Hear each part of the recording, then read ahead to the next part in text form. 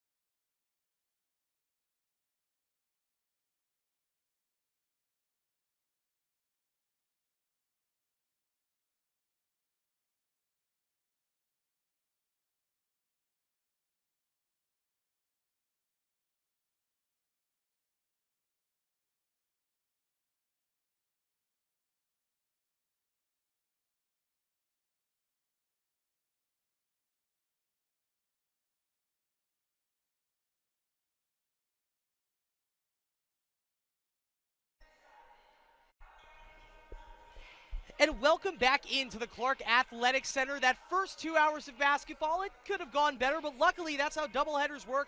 We have another basketball game for you. And Max Clifford, it is a huge one as your and our and everyone's 15-8 UMass Boston Beacons go into battle against the Southern Maine Wolves. Max, there's a lot at stake here, but it's also senior night. Talk about the pageantry in the air right now inside the Clark. It's a very special day here on the Harbor campus. During the first game, we honored Meg Dixon, and tonight we honor 3 contributors to this program who have really come alive at different points during their career. Malik Lorquette has been a big contributor throughout his career at UMass Boston, whereas Mariano Olivier Rodriguez and Tommy Burris have really come alive here in their senior years, and they have all contributed big time to this team. And this team that has a chance to do something big here at the end of the season. They have a chance to do something big here this season, but they also have a team across from them in the Southern Maine Huskies that match up fairly well to them and are also in a similar spot to make some noise in postseason play. You take a look at the side-by-side statistics and you see these are similar teams. 74 points per game for the Beaks, 72 for the Huskies. 42% from the field for the Beaks, and this is where they got to look out. This is a good shooting team in Southern Maine. Look at those numbers from beyond the arc. Absolutely. This is the first thing that popped out off the stat sheet to me, is that the Huskies can shoot the ball, man. 36, almost 37% from three-point land. That is where the Beacons can live or die. So they don't want to have to rely on the 3, but they need to defend the 3 well when the Huskies have the ball. Talk about living and dying by the 3. It's not something the Beacons do, but when they live by the 3, it's usually thanks to the right hand of this man, number 1, Emmanuel Zayas. In just his sophomore season, 42% from beyond the arc, helping him get to that 10.5 points per game. Going to be joined again by Xavier McKenzie in the backcourt. That's huge. But talk a little bit real quick, Max, about how awesome this sophomore has been in comparison to the rest of these seniors here on senior night. You would have no idea that Manny Zayas is a sophomore by the way he plays ball. He commands the court from the point guard position, and man, you mentioned it, he can really shoot that ball. We're down, we have about 40% from 3 right now. There was a point in time when he was over 50% from 3. He's cooled off a little here because no one can keep up that kind of trend, but man, he is the best shooter on this team. And if he gets hot tonight, that's going to make a huge difference. Chance Dixon, the leading scorer for Southern Maine, over 14 points per contest. He's a 46% shooter, 38% shooter from beyond the arc. He has a deep bag that he can reach into to get to the basket. And as we look at the individual leaders for Southern Maine, Chance Dixon, you see his name a couple of times, but Cody Hawes also a 3-way threat for the Huskies. Absolutely. Chance Dixon's going to get you your points. Cody Hawes going to do just about everything else. He's a great shooter. He's a rebounder. He distributes the ball. He leads the team. He's up there in blocks. He does everything for the Southern Maine team. He is going to be the player to watch for the Beacons. And I'm glad that we got to talk about Chance Dixon and Cody Hawes because after those two, it is a supporting cast that is about as deep and breathful as it's basically like a Tarantino movie, right? You have your two main line getters and then 6 different players that average between 7.5 and 8.5 point per games. That's terrifying. That is a lot of depth that the Huskies bring to the floor. It absolutely is, because once you tire a guy out or you get him into foul trouble, you get him on the bench, well, another player is coming up off the bench who can do just about the same thing he can. They have a ton of guys who can get you in some serious trouble. So the Beacons need to be ready to go all night long and through every rotation the Huskies give. All right, and so enough about the Huskies because we've done our job talking about them. Now you guys know what to expect. Let us celebrate 3 players to honor this evening, and we're going to do it right now. 3 players that have given a lot to this program. 1 4-year contributor in Malik Lorquette. Tommy Burris was a player who had a huge freshman season. Then COVID happened. Then he the way the rotations worked was just a man amongst the crowd, has come back alive this season. And the first player that we're going to touch on really made his presence felt this year, Mariano Olivier Rodriguez. Talk about 3-and-D and the heart as well that Mariano brings onto the hardwood. You're not kidding. Rio is a contributor that we didn't see a lot of in past years. He has come onto the scene just this year, and we talk about Zayas as the leading 3-point shooter. Mariano Olivier Rodriguez can get as hot as anybody else on the court. And if he is shooting the 3 ball well, this offense is going to be purring. So keep an eye out for number 11, as we have been all season, because this is a guy who shoots the ball well, and he does everything else well too, but his three ball, when it's on, is really nice. Sorry, I left you there for for a second. I got the show business, right? Mariano Olivier Rodriguez, he played 200 minutes in his one and only season with the team last year. 601 minutes played. No learning curve, no nothing. Mariano Rio, as he's so affectionately called, such a hard-fighting baller out on the hardwood. The next player getting his flowers right now, literally, with Coach Harris, is Tommy Burris. Now, this is a player who sunk the shot that beat D1 Holy Cross in his freshman season, and that was where the story, the aura of Tommy Burris was born. But that's not the type of player this man is. He will knock down threes, likes to shoot it, can make the shots. 64 career threes, that's high up there in the Beacon's history, but he doesn't like to do that. This is a man that will go and do everything else the team needs to get the job done. Over 4 rebounds a game, yet again, in his 20 minutes per contest. If you build a basketball team at any level, you would love Tommy Burris on your team. No kidding. Tommy Burris is a guy who's not going to do a lot of any one thing. He's going to do a little bit of everything, and that's the kind of contributor that Coach Harris loves to have on his team. And then last but certainly not least, and it kind of feels like this season has been the coronation deserved for a player that just by the star power around him, somehow was able to stay out of the spotlight and then finally found his season to take the spotlight. And oh my goodness, did Malik Lorquette find it and run with it. This is a player, Max, that is 37 points away from becoming the 16th 1,000-point scorer in Beacon's history. That wasn't something on the radar for Malik after his first 2 seasons. He needs just 3 rebounds. We're assuming we're going to get that 5 minutes into the game to become the single-season rebounding leader in Beacon's history. He already is the all-time rebounding leader in Beacon's history and maybe the most athletic player that we've seen play at the D3 level. What do you think about Malik Lorquette? Malik Lorquette is incredible. There's really no other word to describe what he does. He's a bit unassuming at the center position. You look at him, you can see 6'4", he's almost never the tallest player on the court, but my goodness, the things he can do in the open court, down low, when he gets that ball, when he gets rebounds, there is nothing that he can't do, and he is so athletic, as you mentioned, and a leader on and off the court. As someone who takes a lot of classes with the guy, I know he's also our co-worker here at the Beacon Broadcasting Network. Like, what else doesn't this guy do on campus? He do? And he's got the best smile you'll ever see. It lights up the campus, and this is a great guy to know and a great guy to have down low playing the 5 for your basketball Now, team. Max, to your credit, and you see Malik Lorquette one more run through the scorer's table. His final regular season game in the Clark Athletic Center, you, my friend, have been on the mic for 2 very vicious posterizations. And this is because I haven't. I'm just keeping my fingers crossed that we will have poster number 3 in his final home regular season game in the Clark Athletic Center. Now let's talk about this game, because the playoffs are still up for grabs right now. Seeding is not guaranteed, but it will be made a lot easier if the Beacons win right now. Because here's what I can tell you guys without going too far deep into it. The Beacons win tonight, they get a home game. They cannot get a first-round bye, so you don't really have to worry about the first or second seeds. You can fall out of a home game if you lose today, and then you have that wouldn't happen if you lose today, but what happens is then you have to play the number 5 nationally ranked Keene State College on Saturday. Let's get a win today. Absolutely. You want to take care of business right here, right now against the Huskies. There's nobody in this booth that's saying that this UMass Boston team can't beat Keene, but you don't want to bank on that because they're a good team. So take care of business here today for UMass Boston. Funny enough, we actually saw in the women's game Keene State upsetting 9-win Castleton to keep their playoff hopes alive. So anything is possible. You see that towards the end of the season here. But there's one more quick look at it. Southern Maine, if they beat the Beacons, well, they're cooking with gas, and they're bringing a competitor up into Gorham, Maine to play against them. So if you're the Beaks, you really want to see this win. Look at the starting lineups right here. Is Manny Zayas the first one to come out onto the hardwood for the Beaks? We didn't talk about Xavier McKenzie, and he might be the story of the season, honestly, up to this point. Zayas, X, Rio, Tommy, and Leak.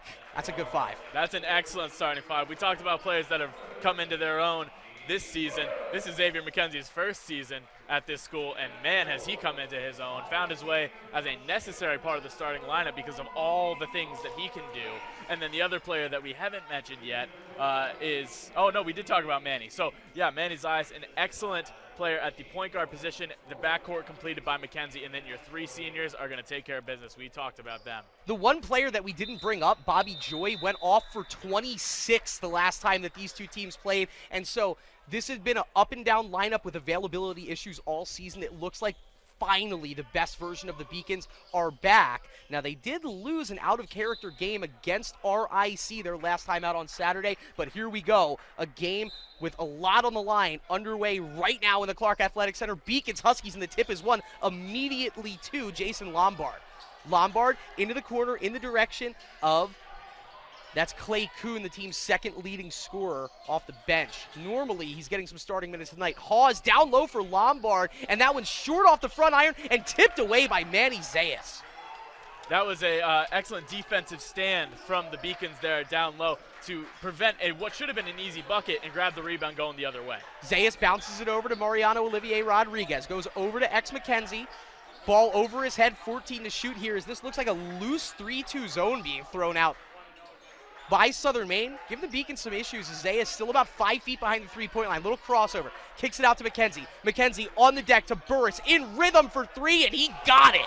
Wow, that looked good. Xavier McKenzie, I thought he might have put the shot up. No, he made the extra pass, and it worked out for him. Hey, we talk about Tommy Burris. He does a little of everything, and he's going to hit that 3 if you give it to him, and that's a great sign for this offense. As I mentioned, lives and dies by the 3. We'll have the graphic bug up momentarily. We're just trying to work that out for you. Don't worry, folks. I've got you every score of the way. Beacons leading 3-0 here. 1 minute, 14 seconds into the quarter. Another steal there for the Beaks. This time it's Lorquette just reaching up and poking it free. So let's see if the Beacons can go 2 trips down the floor with 2 scores. Lorquette setting the screen for Zayas. Zayas feeds it off to McKenzie. McKenzie tried to create some room there with the dribble head fake. Instead, he'll go back it out to Burris and reset to Zay. Manny with 10 on the shot clock now. Has Tommy flashing out to the high post.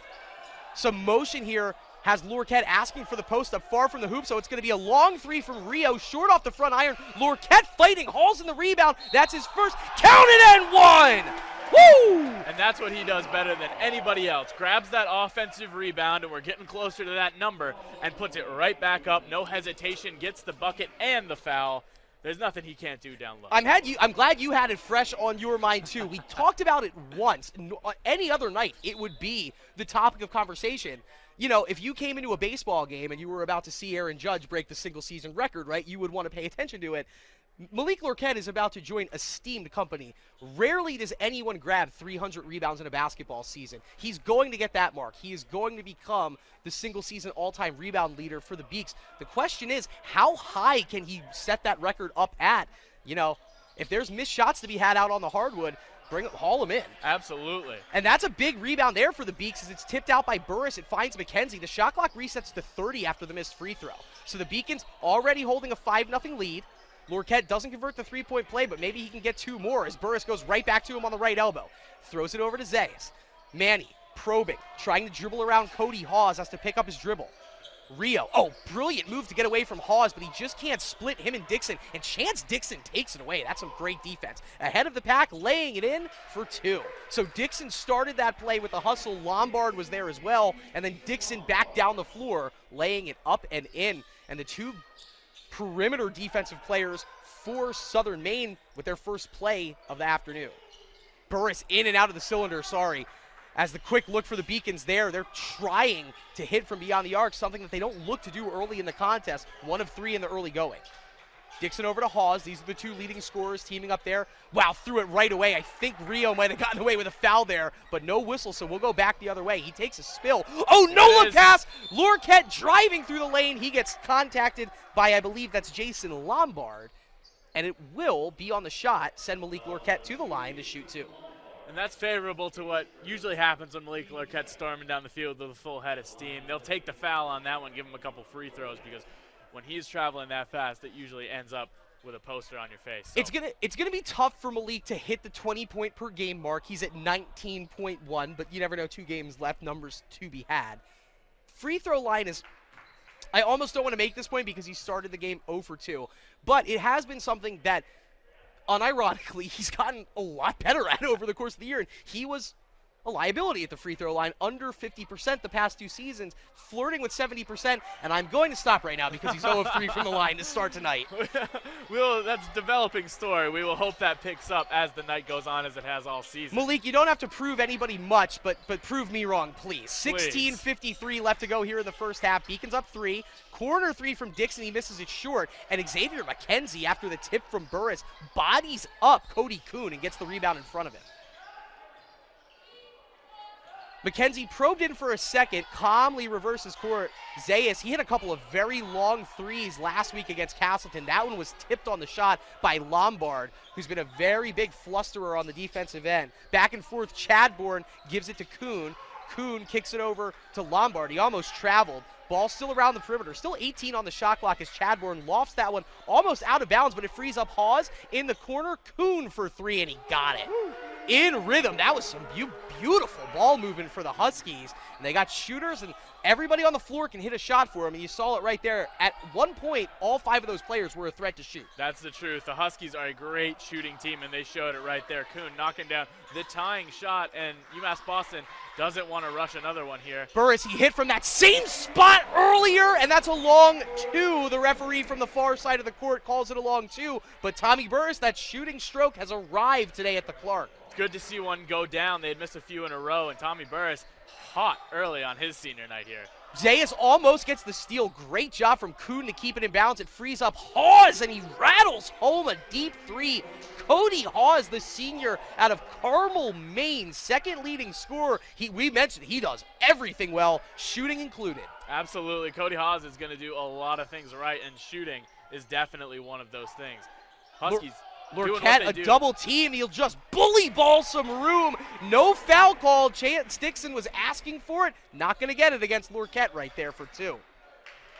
And now the Beacons needing to get a stop on defense, as it's been 2 trips, 2 scores the past 2 dimes down the floor for Southern Maine. Lombard working on Zayas. Zayas standing strong, but it's an open 3 for Hawes. And the Huskies are 3 from beyond the arc on their last 3 trips down the floor. What's even worse, Hawes 2 for 2 and chirping with the Beacons bench. He might be feeling it. Absolutely. He looks to be in his bag earlier. We predicted that he would be one of the guys. And so Rio for 3, and he got it. And we might have ourselves a shootout tonight. Not used to seeing that with this men's team. That'll be fun if that happens. But both teams letting it fly from beyond the arc. A good old-fashioned shootout at the OK Corral here tonight.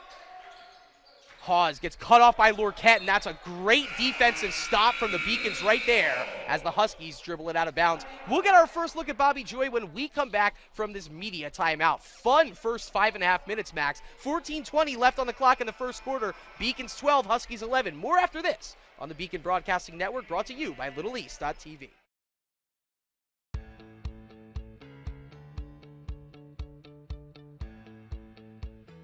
Being a part of the different activities and organizations that I've been a part of, I'm actually able to see myself where I'm like, hey, I actually can make a change. I'm one person that can make a difference. Division III has helped me to develop teamwork skills, critical thinking skills, time management skills. It's not just about basketball, or it's not just about school, it's about developing yourself as a person altogether.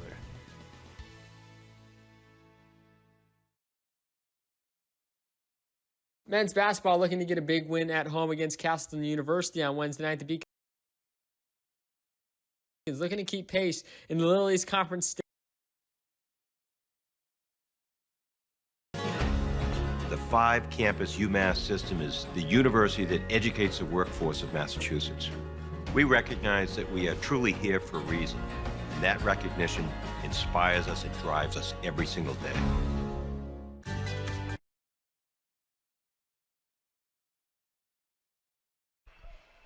Chris Del Sordo here live with Max Clifford high atop the Clark Athletic Center. And oh my goodness, are we amidst a shootout right now? Beacons 12, Huskies 11. The Beacons did just get a stop, and now they bring Bobby Joy onto the hardwood. What can we look for out of number 0 in white? Oh, Bobby Joy, you want to talk about great shooting on the court? Bobby Joy might be sneaky one of the best shooters on this Beacons roster. He can hit that 3 like nobody's business. He's got shot discipline, and see, the shot wasn't open there, so instead he probes right in. That's a good-looking shot for Bobby, a little long off the back iron, and the rebound hauled in by Clay Kuhn. a junior out of Orlando, Florida. Quick look inside to Mark Asare, the freshman out of Roswell, Georgia. Couple new players on the hardwood for Southern Maine. We talked about it beforehand. It's a well-balanced bench where they get equal contribution out of everybody, so it makes it hard when you have a freshman that can come off the bench like Mark Asare, who scores 8 points a night, and he'll get his first 2 looks at the line right now. Absolutely. We talked about how deep this Huskies team is, so no matter how many starters you get off the court, you're going to get better just as good players back on the court to replace He them. misses both. That's huge because that's a 67% shooter who has had 50 trips to the line. Crazy to think he's doing that in just 17 minutes per contest. Malik Lorquette skies up through contact. No whistle, no bucket, and now Asare with a head full of steam off the board. Trying to drive around Joy. Bobby cuts him off. He has to pick up the dribble. Ball gets kicked over to Diego Colon, team's second leading shooter percentage-wise from beyond the arc. Misses that one short. Lorquette drives in, gets the angle, and he'll get to the line for 2 more, which is nice because he's 0 of 3 from the line already today, so we'll want to make those numbers look a little bit better. It can stretch the Beacons' lead out to 3. The foul against Cody Hawes, which is selfishly, that's kind of nice because you want to see a player that good start generating maybe an early foul trouble or 2. So Lorquette, 2 points in the early going, 0 of 3 from the stripe. 0 of 4 from the stripe. I'm done talking about his antics at the free throw line right now. All jokes aside, it is nice to see how often Malik does find himself at the free throw line. Absolutely. It's something that, trends can't last a full game. So he's the kind of disciplined player who's going to pick it up at a certain point, and they're feeding him on every possession. Unfortunately, he missed again, so he's 0 of 5 right now. He still has 4 points, and the Beacons still holding a 1-point lead. Max, the last 7 free throws in this game have been missed. Corner 3 ball, that one's off, and what had been a crazy shootout has now come back to reality ever so slightly. 13 minutes left is McKenzie in this first half as McKenzie hands it off to Rio between the legs for Olivier Rodriguez, and he'll go over to Bobby Joy. 4 out now as Alua joins the lineup. Beautiful bounce pass down low to Marquette. He's able to go between his legs to keep the dribble alive, but ultimately it is stolen away from Lorquette by Diego Colon. Picks up his dribble in rhythm. It's a Dixon 3. He misses short. And there it is, folks. That's history right there. The 3rd rebound. And Malik Lorquette is now the all-time single-season rebounding leader.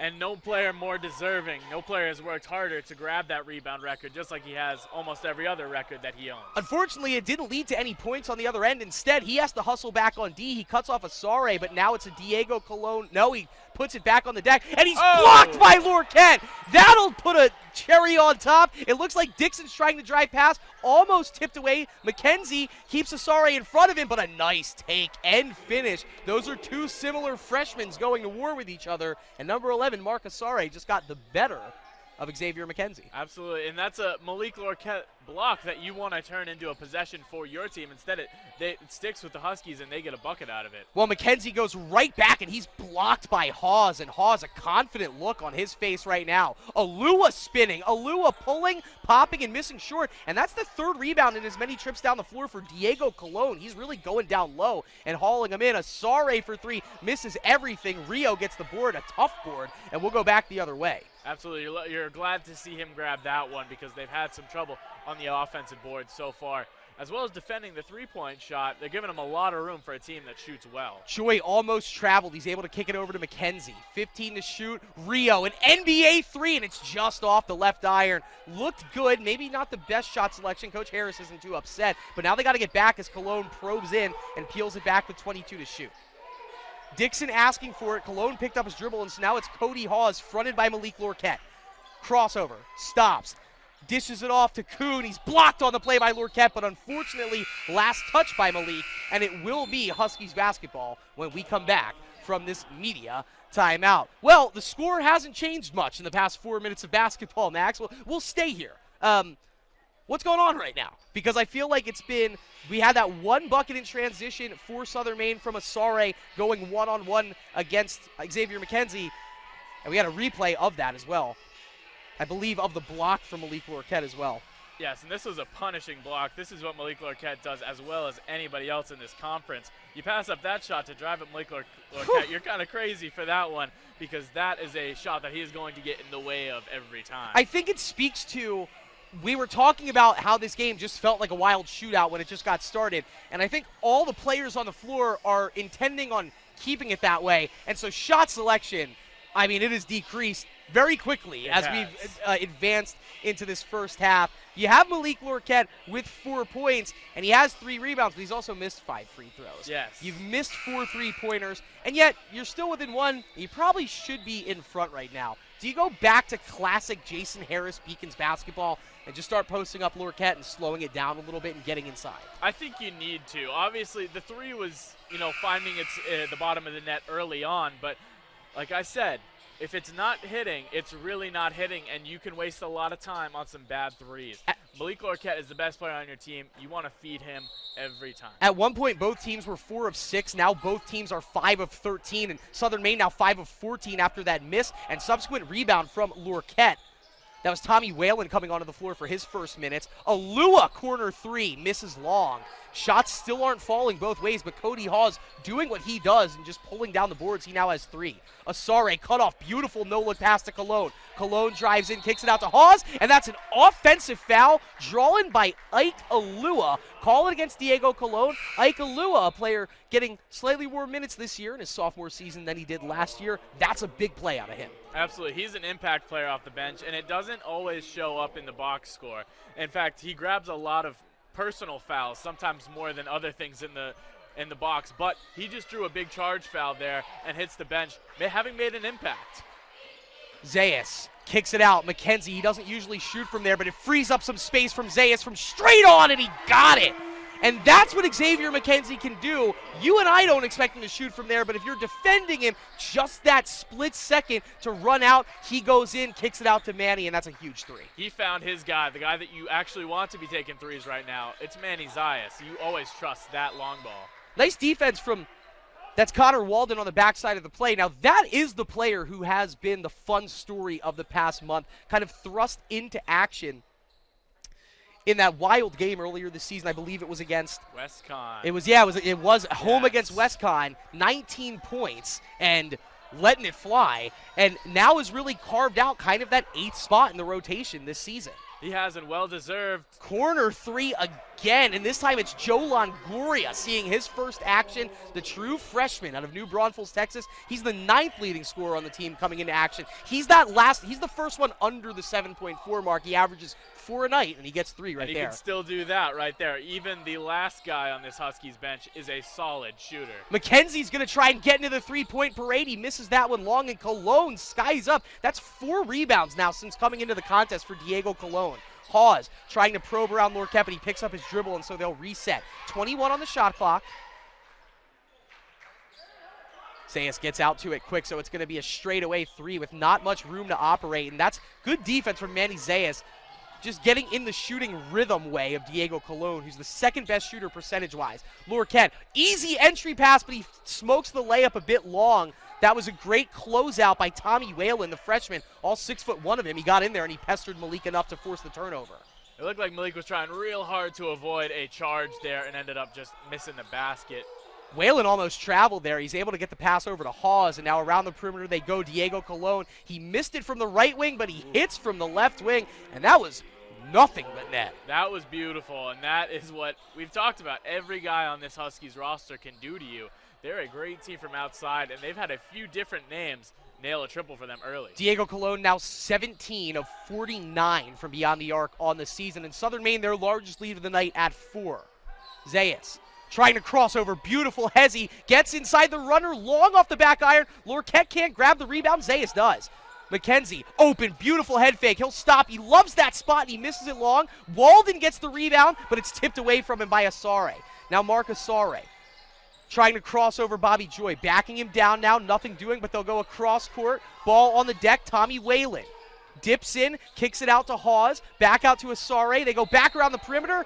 Oh, thought it was tipped free. Instead, it will be a personal foul against Bobby Joy. That will take us under the 8-minute mark, and this time we will take a break. 7:41 left to go here in the first half. Beacons, for the first time, trailing by 4. It's Huskies 19, Beacons 15, and we'll be back with more after this on the Beacon Broadcasting Network, brought to you by LittleEast.tv.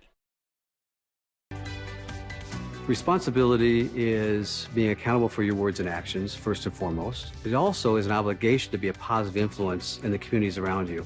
Being in a D3 program, you're going to have lots of different opportunities. You're not just an athlete, you're also involved in student life. Your academics are extremely important. We give a lot of our student athletes responsibilities right from the start by giving them leadership opportunities, by having them engage in the community, be a positive influence. That's being a responsible person.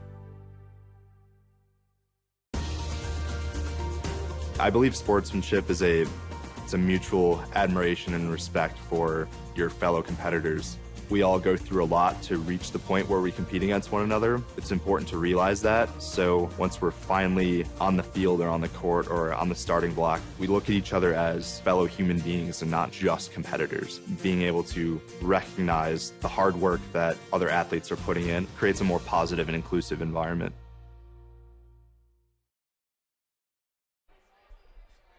.741 left to go here in the first half. It was a first half that the Beacons had the top hand on.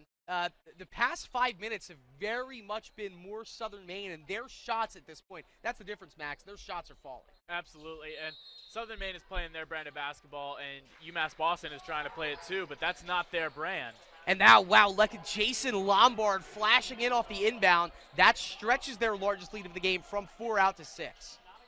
You want to see a good shot from the Beacons here. Take their time. They were doing it early, and lately they've been rushing their shots a little bit, a little out of control. They want to slow down. There have been a couple of those nice extra pass 3 balls. Let's see what is in line for this possession, as they're already down to 10 on the shot clock. McKenzie, a foot behind the 3-point line, fronted by Whalen. Burris sets the pick. McKenzie comes off, and it frees up Rio. Corner 3 long. But the rebound crashes back in, and oh, that was dangerous there, as both Lombard and Olivier Rodriguez spilling different directions over each other. Everybody's okay. That's all we're asking for. Definitely some knees getting tangled there, but they both come away from it. That's great to see. Longoria, he just hit a 3 from that corner. Now he'll back down Joy, spin, got himself into a good spot. That was a good take to take advantage of the height there. It frees up Whalen in the corner. Zayas with the recovery, but then in coming down commits the foul against the freshman Tommy Whalen. I don't think that's going to be on the shot. It will be a side-out inbound, so that's a lucky break right there. It's Manny's first and just the team's 4th of the first half. They've been struggling to grab rebounds on the defensive end, just knocking it out of each other's hands, kind of getting in their own way in that right, which shows some good hustle, but also a lack of communication, which has given the Southern Maine Huskies quite a few extra opportunities. And it doesn't feel like it, but right now this game is kind of dangling on the precipice, because Southern Maine in the middle of a 9-0 run right now, and that's a huge steal from Tommy Burris. All right, so first bullet dodged, and now the next step is getting a bucket and getting some of this momentum back. Absolutely, a very athletic steal by Tommy Burris. Olivier Rodriguez putting his head down, taking on 3 Huskies. He misses the layup. It's tipped on the subsequent rebound. I thought that was last out off Rio. Instead, it's last touch by their saying number 5, Chance Dixon. And that's nice. It'll be a baseline inbound with 19 on the shot clock. Coming back in is Simon Chadburn. He started today. The junior out of Westbrook, Maine, hasn't put a shot up yet, but probably will, seeing how this lineup works for the Huskies. Tommy Burris, another corner 3, and that was a good shot. He didn't hesitate, and he drilled it in the corner. Absolutely. Tommy Burris is feeling it tonight. He is racking up the numbers and just looking like an important piece of this offense. Well, I said it. Chadburn was going to put a shot up. He did right there. He was wide open. Nobody comes out to front him, and so the lead back to 5 for Southern Maine. It's 23-18. Lorquette, the handoff to Zayas. Manny. Going to peel it back around. He wanted Tommy. I think that miscommunication there as Burris was going baseline. Couldn't swing the pass to him. Mariano over to Bobby Joy. Some quick hands there to go down low to Lorquette and lay it in for 2. And you're right, that was all because of the feed from Bobby Joy. Malik Lorquette got a weird angle. He was on the wrong side of the defender, but got the right pass to swing himself around for an easy bucket, easy by his standards. It's a one-possession game again. That's a nice pass down low into Dixon, but Mariano Olivier Rodriguez is there with the defense. It doesn't matter. Tough 2. He's the team's leading scorer, and that's just his 2nd bucket tonight, but Chance Dixon, big play. Well, I was about to say that the Beacons need to step it up a little on defense, but that was incredible one-on-one defense. Just a better shot by Southern Maine there. Mariano, oh, pardon me. Olivier Rodriguez set the pick for Lorquette. That one is tipped. That is behind the line, but it's tipped by Southern Maine. So the Beacons with 9 on the shot clock. Burris has had the hot hand. He'll go down low to Lorquette. Lorquette working, has the advantage. Instead tried to loft the pass to Joy. And they are saying it was tipped by Southern Maine. See, the referee on the backside of the play here is confirming that it is Beacon's ball. Unfortunately, just 3 to shoot from a difficult spot right in front of the Huskies bench. Let's see what Bobby Joy has in mind. They're going to need a quick one here. Lorquette is 3 steps to his right. Instead, Zayas crossover to create some space. He'll get it off in time. Oh, that one looked good. It misses just short. But now a breakout the other way as Hawes, fronted by Olivier Rodriguez, spins, gets knocked off his block, and misses short. 2 times in a row, it's been very good one-on-one defense from Rio, and he benefits there. Absolutely. Was in perfect position to grab that board. Nice head fake there from Manny Z to draw the foul against Jason Lombard, and that will be his second, so that's a very good defensive player with 2. You might, looks like Lombard's going to come off, unfortunately. I was going to say, you might want to see that concentrated look to attack number 2, Lombard. Instead, he's off, and you'll get another look at Mark Assar, who, yeah, I mean, he's a freshman to watch out for this Huskies team, number 11. It's a deep bench, and just because Lombard's coming off, means the next guy up is going to be almost nearly as good. Zayas almost dribbled it into a mid-range jumper spot there. Instead, Rio has some room to operate, really feeling himself ball handling around the perimeter tonight. Burris hands it off to Joy in rhythm for 3, and that one is long, and it bounces up off the stanchion. And these shots, once again, similar game being played by both teams. It's a 5-point lead for Southern Maine. They're shooting ever slightly better than the Beacons tonight. Absolutely, and that has really been the difference is shot selection. The Beacons have had some good possessions go to waste with not the shots that they're looking for, so they need to switch up their strategy a little bit, take those better shots. This is Kuhn. Around the perimeter they go. Dixon, he likes it, Wow. and why wouldn't he? That is right on line and banged home for Chance Dixon. 7 points now. He's right on pace to match his season average, 14.1 per contest. Rio, this is huge, and it's long off to the right. And now the Beacons, these numbers aren't getting any better. They're 8 of 26 from the floor. Southern Maine, 10 of 22, make it 11 of 23. And yeah, if Coach Harris wouldn't have called timeout, I would have ran down there and yelled it for him. The Beacons need that as they look up at the scoreboard and find themselves down 10. This is a very troubling run for the Beacons. They are not playing the defense that they need to, and if you're not going to play defense against such a great shooting team, you need to be shooting the ball yourself, and they are not at the moment. 3:32 on the floor. They'll take a break. We will as well. Huskies 30, Beacons 20. Need a little run before halftime. Let's see if they can do it after this break on the Beacon Broadcasting Network. Comprehensive learning is being able to adapt to experiences and apply the things that I learned. Being an athlete and juggling academics helped me grow as a person, and things that I've learned, I was able to apply it in another field, putting them into everyday life. Developing comprehensive learning helped me prioritize certain things to make sure I get to where I want to be. Paris changed my life, and I got there through UMass. Those very specific seminal moments in Paris, the subway. A man in a tuxedo walked in, and a woman in a long gown. And it was stunning. It all hit me. It was like a lightning bolt. There was this world of beauty and style that I wanted to be a part of. That was the beginning of the journey. And that all came through the University of Massachusetts. And that was really a key moment for me. That's one of those moments you never forget. It is a 17-5 run that the Huskies of Southern Maine are on right now against your Beacons here on senior night. I'm Chris Del Sordo, joined by Max Clifford, trying to will the Beacons across the finish line here in this season and get them a home game in the LEC Conference playoffs. But the Huskies of Southern Maine, who did it difficult early this year in Gorham, making it difficult again here in Boston. Lorquette, wow, he stayed inbounds and he's able to find Bobby Joy. Xavier McKenzie open to Zayas. Zayas drives, probes, kicks it out. There's 1 second to shoot. McKenzie gets it off in time. Oh, it looked good. He misses short. 5th rebound of the night for Lorquette. He keeps it in his grasp but misses the touch. Shot underneath, and the Beacons are now under 30% from the floor. Oh, and a late whistle there. That looked to be good defense. Instead, it's Tommy Burris with his hand caught in the cookie jar. That's a tough one, and an even tougher offensive possession for the Beacons. They seem to be rushing shots at the end of the shot clock and then trying to grab rebounds, but it's just fumbling in their hands. A little bit of Butterfingers there at the other end. So the 17-5 run, let's see if the Huskies, we don't want it to, but it might continue here. Chance Dixon, he's come alive lately, has Kuhn open underneath. That put up no good in the 6th rebound of the afternoon for Lorquette. Beacons still desperately trying to slow this run down a little bit. Can't really stop it until you get to halftime at this point. So Zayas loses it off the dribble. Just nothing up there at top of the perimeter. They try to go backdoor to McKenzie.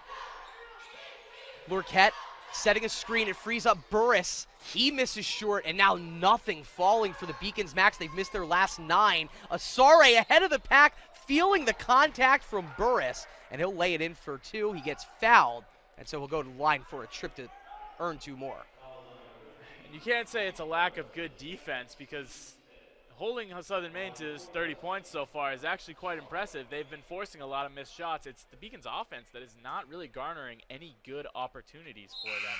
And now, Tommy Burris with 2 fouls is also concerning to see. Yeah, he's the only player in foul trouble at this point for the Beacons, and the only player hitting outside shots. He's made 2 of the 3 that he's attempted from beyond the arc. At 1 point, 7th rebound there for Lorquette, as we talked about those numbers piling up more and more. That's his 303rd rebound of the year. That we talked about it at the break, that the Beacons at one point were shooting 36% to Southern Maine's 38. Right now they're at 28% to Southern Maine's 50. Dixon misses there. That's a big stop as McKenzie pulls down the board, and now X going to push the tempo a little bit here. Had one defender out of place. That'll allow him to coast through. Great defense, though, from Kuhn. He stays vertical with it. Ball still loose underneath. Lorquette wrestling with Dixon. It's a held ball. Possession arrow keeps it with the Beaks, and honestly, that was huge right there, just being able to extend that possession 20 more seconds with the jump ball. Absolutely. The Huskies' defense is overwhelming the Beacons right now, even though they've got height, size, you name it, advantages right now. And that's a microcosm of the game. There was nothing to be had there, and Lorquette, I'm sorry, just forced a bad angle and missed the shot that he shouldn't have made in the first place. Beacons really need to lock down and get a stop here as Asare, the freshman. He's not going to waste any time probing in. Hawes, he's already made 2 threes today. He'll drive in on Burris, kicks it out, corner 3 for Dixon, and he got it. Smokes. Double digits now for Chance Dixon. He's the team's leading scorer with 14 tonight. He's got 10, and the Beacons have problems. This is concerning for the start for the Beacons right now. We saw this happen last week against Castleton, a team that hasn't won a conference game in 2.5 years. Look to have the Beacons dead to rights, and then a dramatic last-ditch effort got the Beacons a win. This is a very different scenario developing. Even that game was a 4-point game at halftime.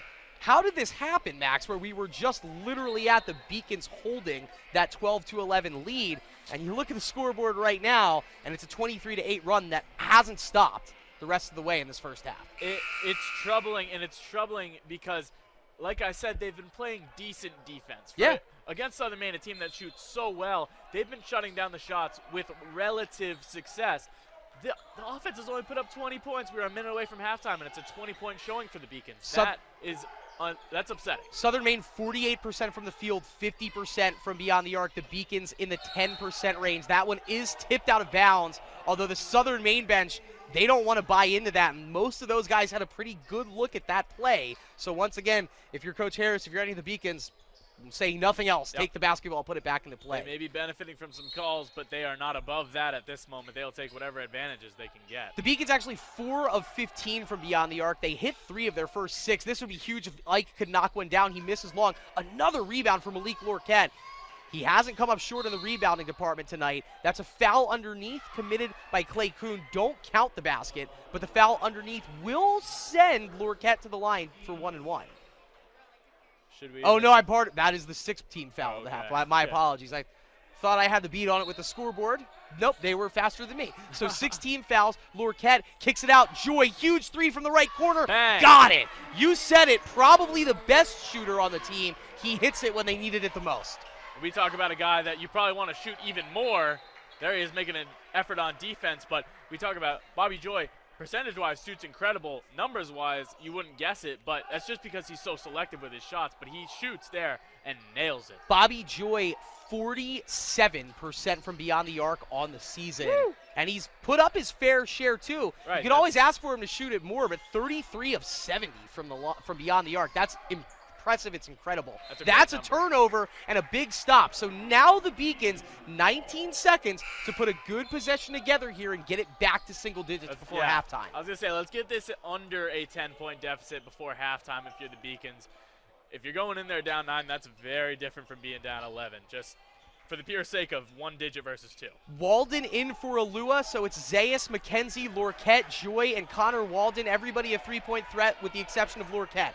Zayas gets it around the perimeter, 4 to shoot, spins, hands it off to Joy in rhythm. That looks good, it's short. Walden had a beat on it. He won't pull it down in time, and we will head to halftime with the Wolves of the University of Southern Maine up 11 in a game that means so much for both teams playoff implications-wise. Unfortunately, and I know you weren't here for the first half of the women's game, similar stories developing. Absolutely, yes, and we can't stress enough how important this game is for playoff seeding. And you would think that on their home court, on their senior night, the Beaks would have come to play with a little more fire. This is a team that can look like themselves in the second half after looking not so good in the first half, but 11 points is a huge deficit. It's going to need to be a very good second half. Remember, a home playoff game at stake here. Beacons could fall to 5, maybe even the 6th seed. They got to get it together in the second half. 15 minutes between now and then, so right now we'll throw it to a quick break. When we come back, we'll go over the halftime numbers and then send it to the extended break. So don't go too far. We will be right back. It's the Beacons 23, the Huskies 34 at halftime. More after this on the Beacon Broadcasting Network, brought to you by LittleEast.tv.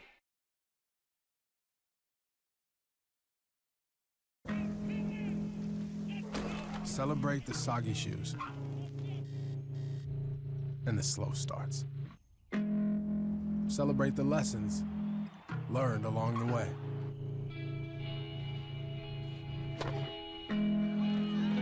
These are the wins. Not the shiny, nail-biting kind. These are the last a lifetime kind. Something I discovered in myself is that if I have a goal, then I can accomplish it. It's a well-rounded experience. At a Division III school, you're primarily a student athlete, so the school is really shaped around you developing yourself as a complete individual. It helps a lot that you have a family with your team that can guide you.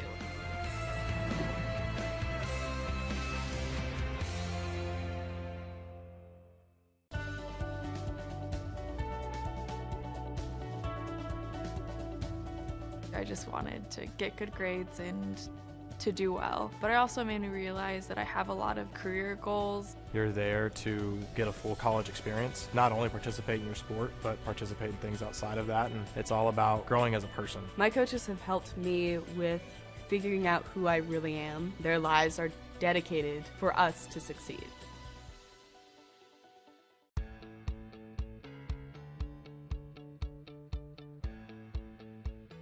Being a part of the different activities and organizations that I've been a part of, I'm actually able to see myself where I'm like, hey, I actually can make a change. I'm one person that can make a difference. Division III has helped me to develop teamwork skills, critical thinking skills, time management skills. It's not just about basketball, or it's not just about school, it's about developing yourself as a person altogether. I'm the first undergraduate alumnus to lead this university. I'm very proud of that. I was literally able to transform my life because of the University of Massachusetts, and I want that for every single student that walks through the door.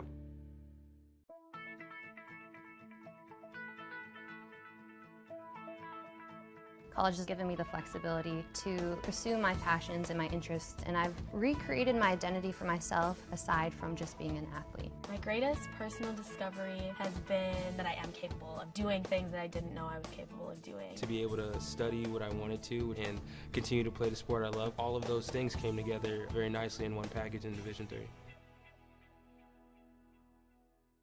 I did receive a non-athletic scholarship upon entering school. I got the presidential scholarship, which was huge for me. I think there's more opportunities for academic scholarships in Division III. I did receive academic scholarships. Just being involved on campus, being a leader, all those things combined kind of get me recognized. It's a great experience for me.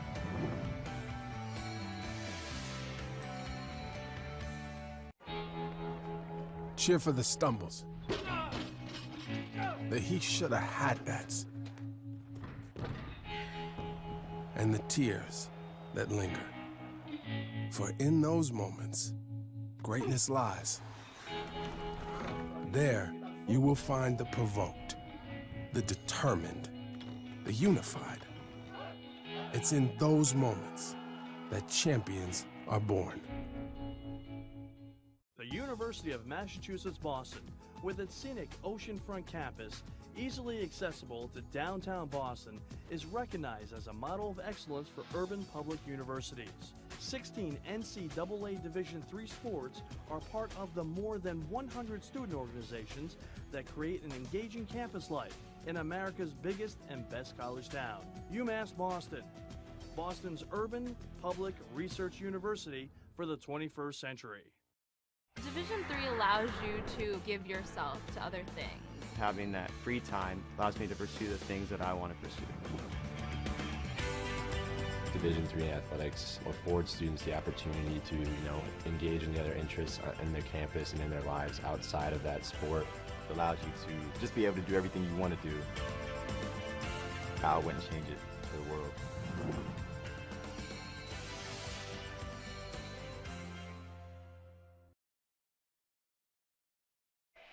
Well, we'll join you back. It's halftime here. The Beacons trailing by 11. Southern Maine 34, UMass Boston 23. I'm Chris Del Sordo. He's Max Clifford. And Max, we've talked about playoff implications. Let's make some heads or tails of that right now. EastCon leading WestCon 34-29. Not good for the Beacons because WestCon up in front of the Beacons, and that would make beating EastCon in a three-way tie very difficult. So going to hope that just like this game, that scoreline changes a little bit at the half. Rhode Island College and UMass Dartmouth, no direct effect on the Beaks with this game. But once again, how about the Anchormen all of a sudden coming alive late in the season? They're up over a very good Corsairs team, 31-29. And then, well, we expected this. This game's still in the first half, but Keene State up over Castleton by 14. Probably what we expected, 29-15. For sure. Definitely some games with implications and some games without. You got top versus bottom in Castleton, and then, yes, right, RIC with a very surprising run here at the end of the year, which shows you that any team could really do big things at the end of the year. That's what the Beacons are hoping to do. That's a young team down in Providence, and we talk about how momentum, you said it off air, but I like how you said it. This is a different team than me and you watched when the season started. Absolutely. There are teams in the LEC right now that are very different than they were when the season started. So seeing stories like a young RIC team and maybe who they might be next season, or an ECSU team who throttled the Beacons, then got throttled by the Beacons, and now finding their footing underneath themselves again here. Everybody making a statement, including the Southern Maine Huskies. Absolutely. And if we take a look at the halftime stats, I think that'll speak to it. This is a statement game for Southern Maine. Having a good season in their own right, 14-9, they're looking like a 20-win team right now. Oh, absolutely. The Huskies are looking incredible on offense, but more importantly, they are shutting down the Beacons every way from Sunday on the defensive end. 25.7% field goal for the Beacons, 27.8% for three-point shooting. Not going to win with that.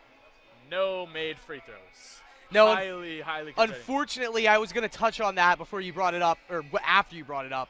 That 0% at the free throw line is a individual stat. Malik Lorquette has gone 0 of 5 from the stripe, yes. And no one else has taken a trip to the free throw line for the Beacons yet, which is definitely something to isolate. So, perfect segue that we weren't even trying to get to. There have been a lot of holes in the Beacons offense today. Malik Lorquette, a lot of forced looks down low.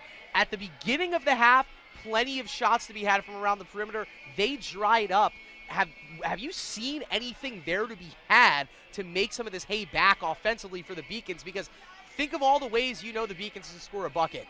A hard-earned Malik Lorquette bucket down low. A Bobby Joy or a Mariano or a Tommy 3 off of a screen and pass. An Xavier pick and pop and pull up. None of that's working right now. No, it's not. And the thing that I'm hoping to see is Xavier McKenzie down the stretch. He's had some struggles in the clutch, which I think comes as a product of being a first-year player. But this is a guy who can hit that mid-range like nobody's business. He had 31 points in a game earlier this season. He should be taking more shots in the second half to get his team back on track for a big comeback here. We look up at the clock right now. We've got about 6 minutes left to go until the second half resumes, and we're going to take ourselves a break. We've earned it. But we're going to leave you guys with highlight videos. One of the wildest wins of the season was a week ago today, the 58-57 win against Castleton, and we have the highlights of it for you. Take a look at those, and when that's done, we'll come back and get the second half off and running here on the Beacon Broadcasting Network.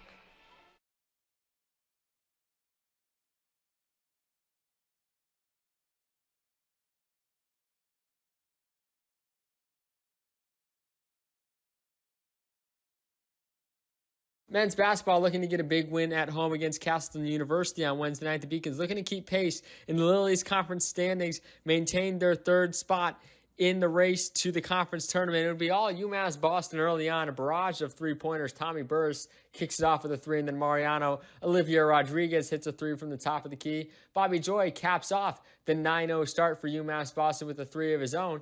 Just like that, it looks like UMass Boston's in control. John Walsh comes back with a layup, part of a 7-0 Castleton run, but then later on the Beacons continuing to punch Castleton University in the mouth. Tommy Burris with a three makes it a 10-point game, and then they continue to extend their lead from there. Xavier McKenzie with this layup makes it a 12-point game. McKenzie again is going to shift the defense down low, get to the middle of the paint, make it a 14-point ball game, and you think the Beacons are going to continue to roll as McKenzie one more time from the corner hits this three.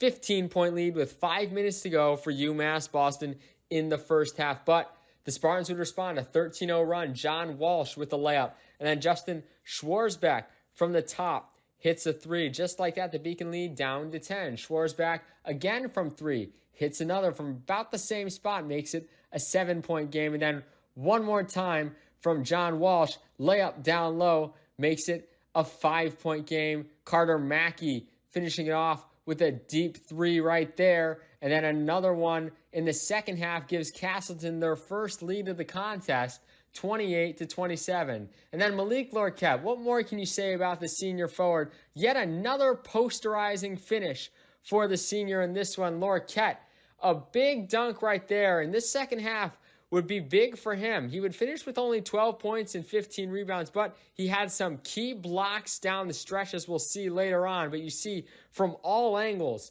Lorquette asserting his dominance on the offensive end, flying high for the posterizing finish against number 23, Justin Schwarzbach. And then Emmanuel Zayas with the Beacons down by one, hits a three. The Beacons back in front. Trey Wright helps give Castleton University a 6-point advantage. And then the Beacons once again responding. Zayas three makes it a 1-point game. And then Bobby Joy down three. The Beacons are. Hits one from the top of the key. We're tied back up at 44 all. But Castleton University would not go away in this one. Carter Mackey responds with a three of his own from an identical spot on the opposite court side. And just like that, it's 47-44. Mackey, again, lays it up and in. 5-point Castleton lead with 5 minutes to go. It's now a 6-point lead with just under 3 to go. And this is where the Beacons would come back. First, it's Malik Lorquette. Then off the miss by Joy. Ika Lua lays it up and in. It's a 2-point game. And then Bobby Joy gives UMass Boston the lead. Back in the corner. Bangs it home with less than a minute to go. UMass Boston in front, 57-56. But then Trey Wright responds with just under 40 seconds left, splits the defense. Lorquette gets up top, and just like that, it's 58-57. But then Lorquette off the Lua miss, grabs the rebound, gets his 12th point of the night, a big one. It's 59-58. And then Lorquette with the play of the game to save the win for UMass Boston, driving in Castleton. And just like that, a block from Lorquette seals the deal in this one. You see down low, Trey Wright going for the layup, and Lorquette right there to block it. He's fired up. McKenzie would get fouled, miss the free throw. Castleton would have one more chance since it was a 1-1, but they would be unable to do anything. And the Beacons get a 59-58 victory at home to keep pace in the Little East Conference playoff race. They maintain third place for now. They go on the road to take on Rhode Island College at 3 o'clock p.m. on Saturday afternoon. Our portion to me is the lived experience of our Division III student athletes. They balance life from an academic perspective and the rigors of competing at a high level, bonding with teammates and building lifelong friendships. But they also are involved in their communities. They work jobs and internships and volunteer. They've learned to be resilient. Diverse experiences are setting them up for the future. Passion's love. Passion is love for what you do. Because I think when you face challenges, it comes down to how much you want it and how much you love it. Passion is what keeps you going forward. Seeing so many people that were like-minded and so hardworking in their sport and academics, being surrounded by like-minded people makes you want to be more passionate. I think it pushes you to a different level that maybe you didn't think you had. And you can do the best of both worlds and love all of it. And welcome back to the Clark Athletic Center. My name is Chris Del Sordo. He is Max Clifford. Your UMass Boston Beacons trailing by 11 on this senior night game, and a game with huge, crucial playoff seeding implications. Beacons are going to knock the ball out of bounds. Almost were able to get the stop there, as I thought for a split second Chadbourne's pass intended for Kuhn was just completely sailed out of bounds. As it is 19 to shoot, it is tipped out of bounds by the Beacons. Here's Cody Hawes, had 8 points in the first half on 3 of 4 shooting. Quiet but effective first half. And that's going to be a traveling violation, so 1 possession, 1 turnover committed by the Huskies, and it's baby steps at this point, but that's something you like to see. Well, that's where you want to start, because you want to start taking some possessions away from the Huskies, who did not waste many in the first half. The Beacons have been playing solid defense. I want to see them turn it into some forced turnovers. Bobby Joy, he made a 3-pointer in the first half, goes down low to Lorquette, swings it over to Rio, and they look back at Bobby Joy about 5 feet behind the 3-point line. Nothing to be had along the perimeter, so Xavier McKenzie going to try and probe in. You said, Max, he was your player to watch in the second half. Nothing on this possession. It's going to be a forced 3 from Bobby Joy. It won't be a shot clock violation because the rebound hauled in time by Hawes, and he looks ahead the other way to Lombard, gives it back to Clay Kuhn, and the Huskies once again can draw first blood here in the second half. Lombard drives in, gets cut off by Burris. It frees up Hawes, but with Lorquette shading out towards him, he thinks better of putting that shot up. Dixon, though, gets inside Burris, and it's just the quickest change of direction. Chance Dixon, you would never know, he's already got 12 points. Absolutely. Chance Dixon has been showing out and proving our player of the game, player to watch prediction absolutely correct. And you have some opportunities here on offense for the Beacons that they're not taking. Well, that's a great look down low to Lorquette, and he just strongly drives through 2 defenders and puts it up and in with the right hand. That's a good look from Olivier Rodriguez for the assist. That's where you start on offense. Malik Lorquette is your guy, and when the 3 isn't falling, he is the guy to look to inside. Dixon over to Hawes. Hawes drives in, beautiful no-look pass to Kuhn. Kuhn, an even better no-look pass to Lombard. You can count it N1, and Southern Maine Husky fans, that's a play to remember. Ball movement 101, and the finish from Lombard. Put it on the highlight reel. That was patience. That was an excellent pass to an excellent pass to a great look, and the foul on the shot. That's exactly what you want to see from your offense, because they're not just a 3-shooting team. They can take care of business down low. 14 points, far and away the largest lead of the night for Southern Maine, and that foul will go against Xavier McKenzie, his first, team's first of the second half. Well, now the 3-point shots are going to have to start falling, aside from the regular shots from the floor as well. McKenzie, that was a tough task trying to take on 2 Huskies, and you can see Clay Kuhn, he's not upset with it. He's pointing back to the referee near the play and Clay, and, pointing out that he didn't blow the whistle. B, Xavier McKenzie didn't really have control there, but he did feel an elbow, and so that's what the call is going to be. Kuhn, the guilty party, his second, team's first of the second half, and Xavier McKenzie, a good free throw shooter, at the line for 2. And I shouldn't have said the word good, because that one halfway home and out, and the Beacons are still yet to make a free throw tonight, which is the same problem the Lady Beacons team had earlier today. You weren't there for that, but they're now 0 for 6. Can we put an end to the drought? No, of course we can. 0 of 7, and look at this. Chadbourne ahead of the pack. It's a 16-point lead and a timeout very necessarily called by Coach Harris. Max, hold that thought. We're just going to take a break. 17:45 left to go in the second half. Beacons 25, Huskies 41. Stick with us here on the Beacon Broadcasting Network, brought to you by LittleEast.tv.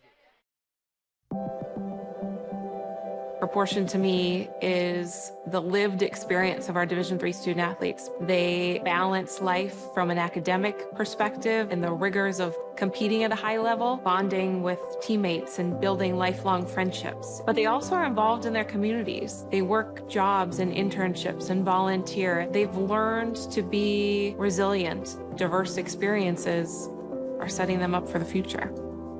Passion's love. The 5-campus UMass system is the university that educates the workforce of Massachusetts. We recognize that we are truly here for a reason, and that recognition inspires us and drives us every single day.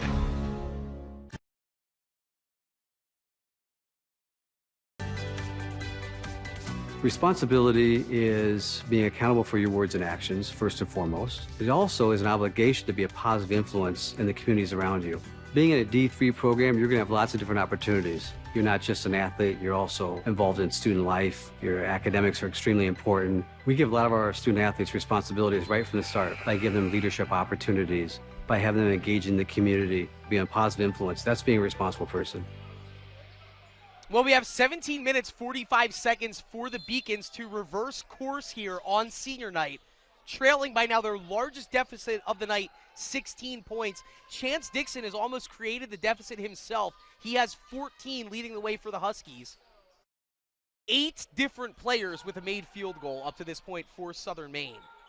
It has looked easy for the Huskies so far, and quite the opposite for the Beacons, who are trying to get something going. And they make it look more difficult again, as that's a turnover, unforced error from Lorquette trying to pass it to McKenzie. It looked like Burris was trying to commit a foul. He doesn't get called for the whistle, and the Beacons do take it away. So that's nice. They give it away. They take it right back. But once again, got to start seeing some buckets here out of the offense. McKenzie, little crab dribble to create some space. No space to be had. Rio looks it down low to Lorquette. That's how you do it. And listen, you can't oversimplify it, but it's worth saying. Anytime Malik Lorquette gets a low post look, you like it.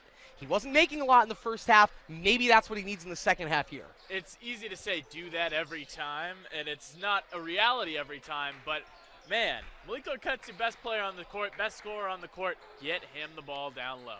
Kuhn to Lombard. Lombard was looking for the cutting Hawes, didn't have it. He goes back to Chadbourne. This is the starting 5 for Southern Maine, which we admittedly don't see as a unit all that often. They're looking okay right now. Lombard, that's going to beat the shot clock. He almost hit it, and the rebound goes out to Chadbourne, and he misses. That's a huge miss. The rebound hauled in by Lorquette. He's into double figures with boards for the night, and now he dribbles right past Hawes, probing in to Burris, stop and pop and hit, and that's nice.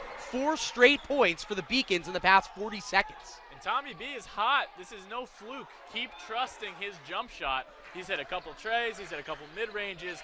Keep letting him score. Just because he's not a featured scorer usually doesn't mean he can't be tonight. Well, it is his senior night, and so another bucket for Southern Maine driving the lane, but it is his senior night, and he is tied for the game high with 8 points right now with Malik Lorquette, and so, hey, it could be his number getting called the rest of the way. Rio, head fake, drives in, lefty layup, ooh! Mariano Olivier Rodriguez, he got shot out of a cannon, but kept the body control for the layup for 2. I love the aggression from the Beacons offense here. They're sick of being down double digits, and they want to make this a competitive game. Getting a few buckets here. Now the time to play some defense. Beacons trailing by 12. It's 43-31. Lombard. Wow, creating some space with that slash move with the ball. And Bobby Joy, normally a competent defender. Right now, he let up the last 2 buckets, and the Beacons trailing by 14. It's 45-31. Lorquette misses his first shot, gets the layup, and he's blocked from the backside. And Clay Kuhn not thrilled with the officiating. That's his second questionable whistle of this second half. The 3rd foul called against him overall. That looks to be on the shot, and so maybe we can reverse this course of the free throw line when we come back from this timeout. 14:57 left to go. Beacon still trailing, but only by 14. It's 45-31. We'll be back with more after this on the Beacon Broadcasting Network, brought to you by LittleEast.tv. I believe sportsmanship is it's a mutual admiration and respect for your fellow competitors. We all go through a lot to reach the point where we compete against one another. It's important to realize that. So once we're finally on the field or on the court or on the starting block, we look at each other as fellow human beings and not just competitors. Being able to recognize the hard work that other athletes are putting in creates a more positive and inclusive environment. Comprehensive learning is being able to adapt to experiences and apply the things that I learned. Being an athlete and juggling academics helped me grow as a person, and things that I've learned, I was able to apply it in another field, putting them into everyday life. Developing comprehensive learning helped me prioritize certain things to make sure I get to where I want to be.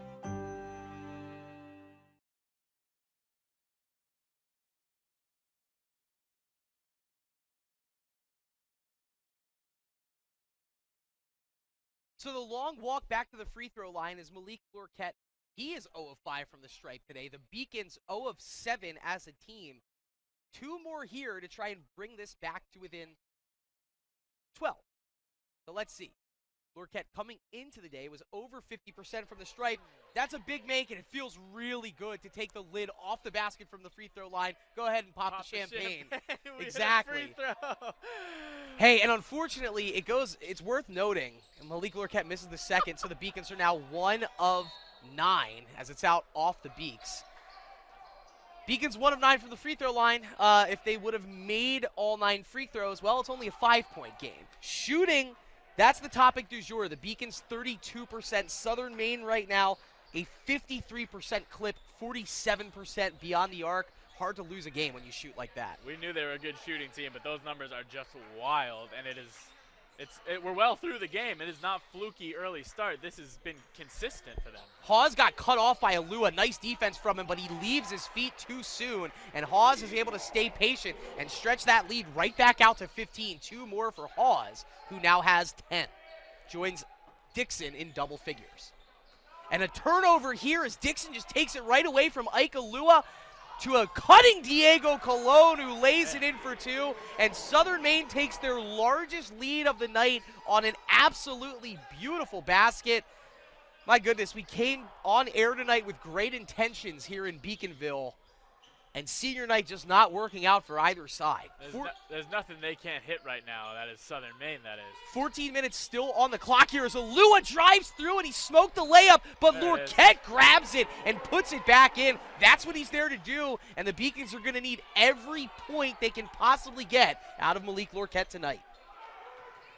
And a little bit of a full court press from the Beacons. They just need as many turnovers as they can get at this point. But it leaves a great shooter, Diego Colon, open in the corner. Luckily, the closeout came in the nick of time. No whistle there, and it'll be a bucket for Hawes. He's got 12, and you got to think if you're Ike Alua, like, just give me something.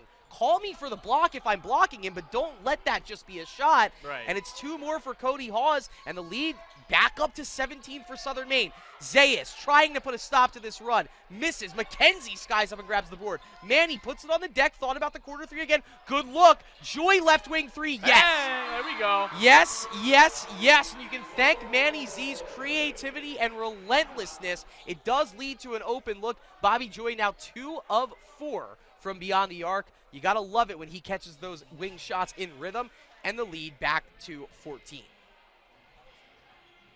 13:03 left on the clock, and I believe we're actually in a media timeout right now. Beacons trailing by 14. The score 51-37. Southern Maine shooting at halftime 48%. It is now already up to 57%. We mentioned it. They're 7 of 15 from beyond the arc. The Beacons, it's gotten a little bit better. They're 15 of 45. That brings them up to 33%. 6 of 21 from beyond the arc, and cover your ears, 1 of 9 still from the free throw line. Now the teams are even in rebounds. That's unfortunate for the Beacons because Southern Miss isn't missing, the Southern Maine Huskies aren't missing anything, and yet they still have 27 rebounds, and yet they're still losing by 14 points. Yeah, right. It's just those. The NBA is a make-or-miss league. Division III, the Little East Conference, is not normally a make-or-miss league, you can just break this down to a make-or-miss basketball game right now. I think you can make the argument that the Beaks are playing good enough, but just too many tough shots are consistently falling for Southern Maine, and because of that, it has led to easy shots as well, and that is why this lead has stayed where it's at. Absolutely. Like I said, there's nothing that Southern Maine can't hit at this time, and the shooting clips are unreal. And we mentioned rebounding is the one thing that the Beacons did distinctively better than Southern Maine coming into this game, but right now it's tied, and that's not something that you want to see. So the Beacons needing a stop here. A couple of players from the bench still out there in terms of Asare and Cologne. Cologne, nice job to keep that dribble alive as he hits the deck. He slings it over to Dixon. Chance Dixon gets blocked on the play, but the ball finds Asare, and he misses the shot. Zayas picks it up. No shot clock violation. Instead, the Beacons in transition back down the floor. Joy, the bounce to Lorquette. Corner, no. Zayas keeps the dribble alive, probes it back out to the top. Looks at McKenzie. McKenzie head fake, reach and foul against Clay Kuhn, and he's the favorite target of the officiating crew tonight. It's another one against number 20. His third, team's third, all of them in the second half, and that's the one player with a target on his back. Clay Kuhn, normally a bigger contributor, 8 points per contest, 3.5 rebounds per contest, even 2 assists tonight. Kind of the one player who hasn't gotten his night off the ground. Hasn't really come back to hurt Southern Maine at all. No, exactly. You can have one player have a down night, and that's quite all right. Look at Zayas getting Diego Colon up in the air, and then he just couldn't hit the layup. Nice move, not a nice finish. Dixon peels it back to Hawes. He's had a nice start to his second half. That ball gets knocked free. He picks it up off the deck, kicks it out to Dixon. Dixon goes all the way in from the three-point line. It's knocked out of bounds, believed by the Beacons, and it will stay with Southern Maine underneath. Just like that, how the media rules work, we get to the under 12 media whistle. They'll take a timeout, and so we will as well. 11:52 left to go in the contest. Beacons, they're hanging in there. Still got a shot. It's Huskies 51, Beacons 37. More after this on the Beacon Broadcasting Network, brought to you by LittleEast.tv. Paris changed my life, and I got there through UMass. Those very specific seminal moments in Paris. The subway. A man in a tuxedo walked in, and a woman in a long gown. And it was stunning. It all hit me. It was like a lightning bolt. There was this world of beauty and style that I wanted to be a part of. That was the beginning of the journey. And that all came through the University of Massachusetts. And that was really a key moment for me. It's one of those moments you never forget.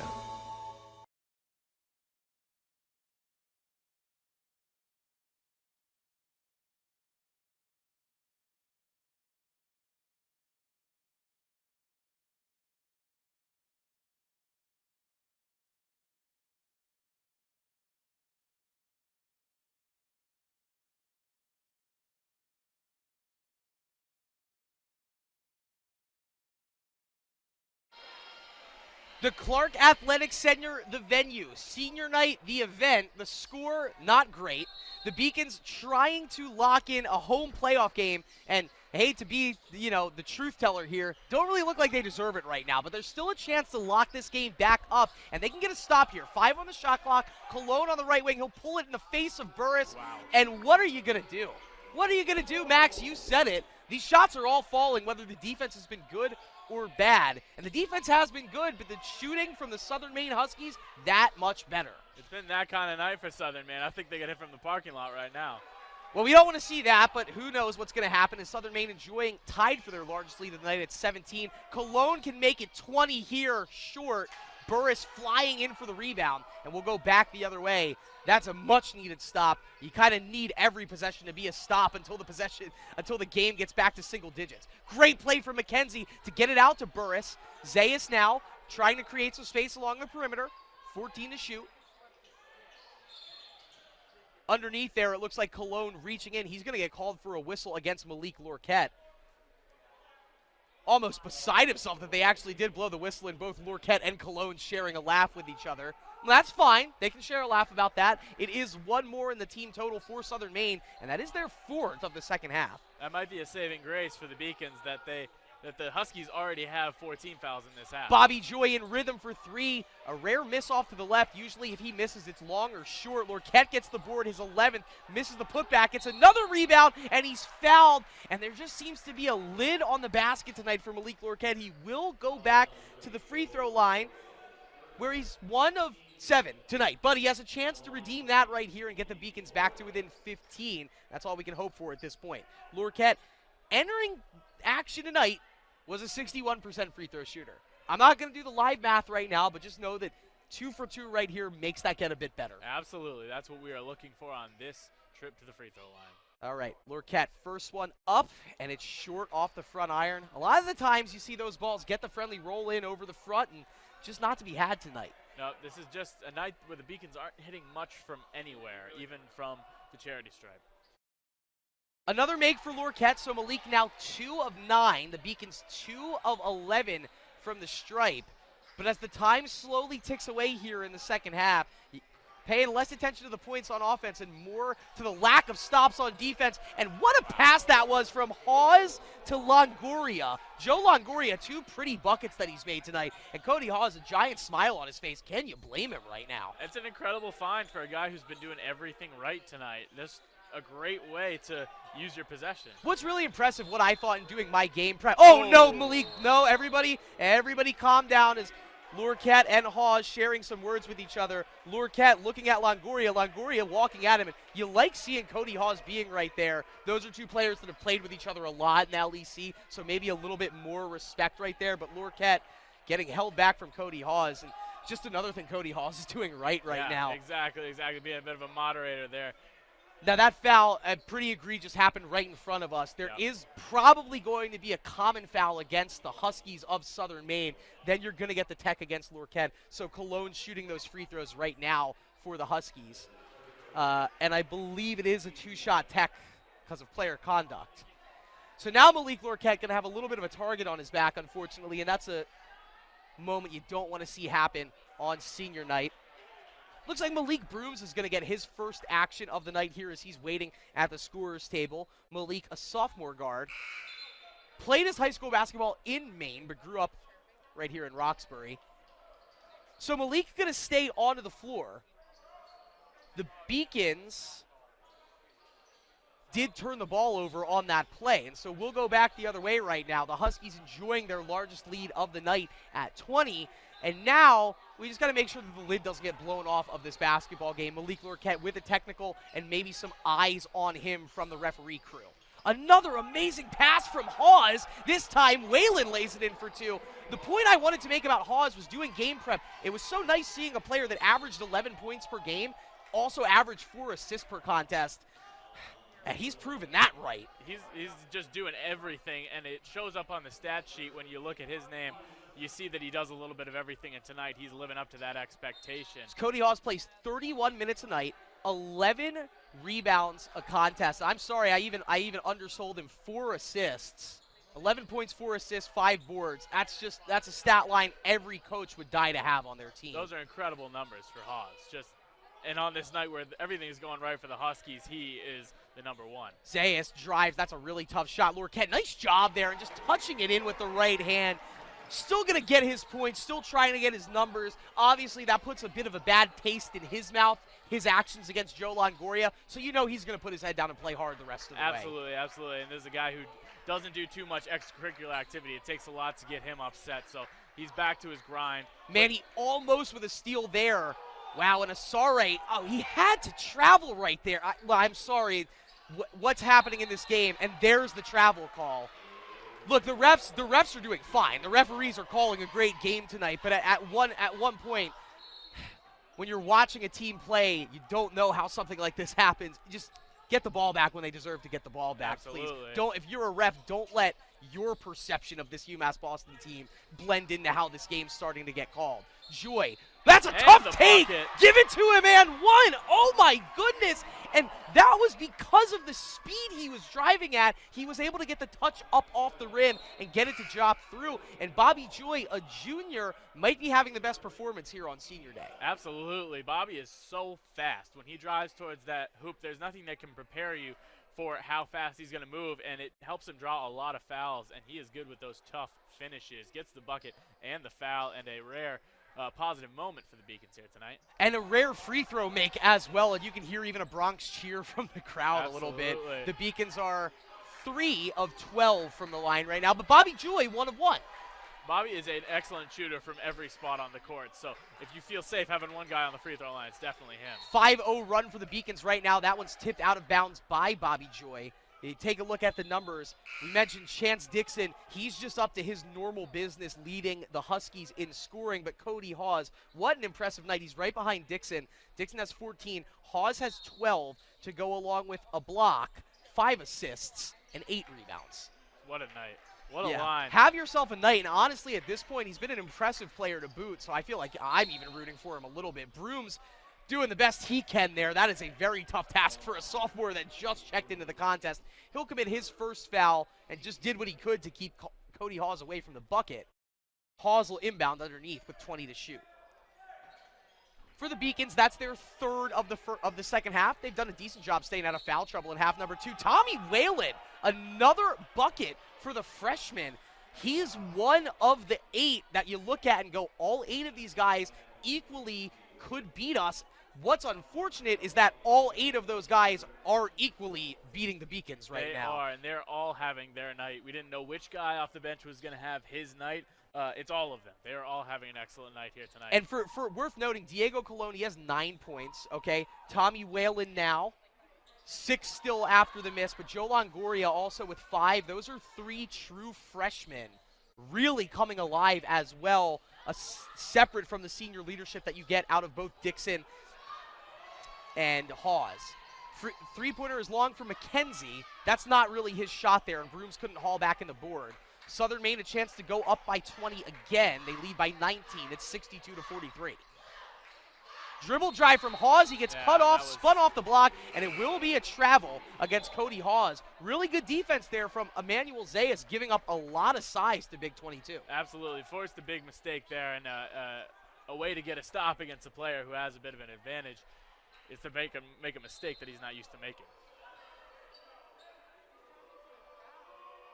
And let's see, had a man just get kicked out of the gymnasium right here, and just don't really like the way the tenor is going in this gymnasium right now. Normally the Clark, it's a celebration, it's senior night right now. You have Manny Zay and Xavier McKenzie trying to figure something out, or maybe that's Manny talking to the Southern Maine bench. As it is, just a lot of extracurricular activity not related to the basketball game that you don't normally see here happen tonight. Step back jumper for Manny. That looked good. It doesn't drop. Look at Malik Lorquette going to work. Trying his darndest to bring the Beacons back to within this contest. They're down by 17 now with 7:43 left to go. Lorquette now 7 of 14 from the floor. He's got 16 points to go along with 15 rebounds. He's doing his darndest. Unfortunately, could be well up over the 20 mark if those free throws were falling. 16 boards now to go along with 16 points. He could be in line for a 20-20 night. And don't turn the lights out off this game quite yet. Beacons can hit some threes here. You never know what could happen. Zayas drives, runner, misses long. Lombard goes in. He gets the rebound. Oh, and I think the Beacons just got the benefit of the doubt there. It's a jump ball. The possession arrow will keep it with the Beaks. I feel like Joe Lombard probably did get fouled on that play. And even as far away as the Huskies bench was from that action, they still let you hear it. Yeah, that was a tricky play for the ref. Didn't have the best angle on it, and definitely a lucky bounce for the Beacons to get that possession. 7:14 left to go here in the contest, and I don't want to say that the Clark Athletic Center needs to take a timeout, but it definitely needs to get its bearings together. So we're going to take a quick break, too. 7:14, don't go far. We'll be back with more after this on the Beacon Broadcasting Network, brought to you by LittleEast.tv. The 5-campus UMass system is the university that educates the workforce of Massachusetts. We recognize that we are truly here for a reason, and that recognition inspires us and drives us every single day. Responsibility is being accountable for your words and actions, first and foremost. It also is an obligation to be a positive influence in the communities around you.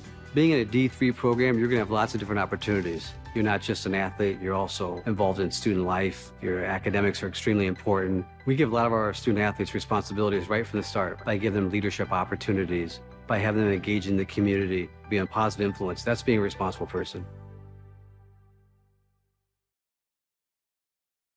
Look here, we'll join the reaction again. This is a replay at that play between Longoria and Lorquette. You can see Longoria had the arm hooked, and then even after they went to the ground, continuing some action, Lorquette, oh, that's twice there. You can see Longoria did swipe around. He didn't get called for the personal foul either time, and so that angle makes it a little bit more easy to see where Malik was coming from. Oh, absolutely. Can't do it, cannot do it, No. but you can understand the frustration.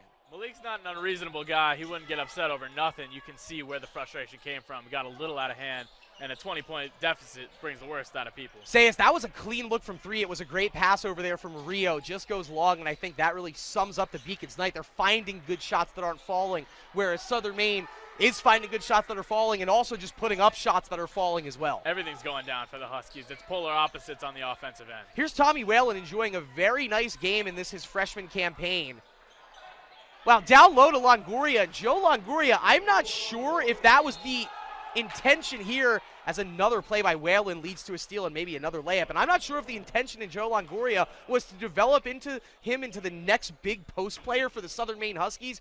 But with a test like Malik Lorquette across from him, he's putting in one whale of a performance. And if I didn't have this roster in front of me, I wouldn't have thought he was a freshman. No, absolutely not. No, he's playing above his pay grade right now, and surprising all of us up here. Now, Tommy Whalen, same story with a freshman. He, with that sheer kind of freshman gusto, chutzpah, speed, just that young freshman energy, he's making plays as well.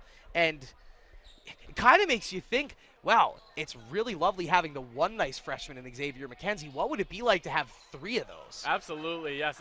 And there's so much future talent on this Southern Maine roster that's producing right now, which is exactly what you want to see when you're running a basketball program. And it makes you worried about the future of going up to Gorham and playing these Huskies for years to come. Absolutely. Joy in the paint. Good shot there. He misses short. And look at this. It's Tommy Whalen again, just getting in there, pulling down the rebound, and drawing the foul. Now, that's the 16th foul of the half against the Beacons. The Huskies already have 7. We don't like hearing that because that means this game might get extended quite a bit, but we will be shooting 1-and-1 at every foul the rest of the way. Yeah, it's going to be a long 6 minutes, unfortunately, and this is not a game that we want to see more of, but that's the way the ball bounces. Clay Kuhn, one of the few starters out on the floor right now. He's joined by Lombard. Kuhn only with 3 points. Maybe he just wants to personally add to the score sheet. Dixon has 14. He misses that 3 long. Rio reaching out, hauling in the board. A lot of momentum, gets it out to Lorquette, over to Joy in the corner. Might have been a good spot for a 3, but it would have been rushed. McKenzie, over to Rio.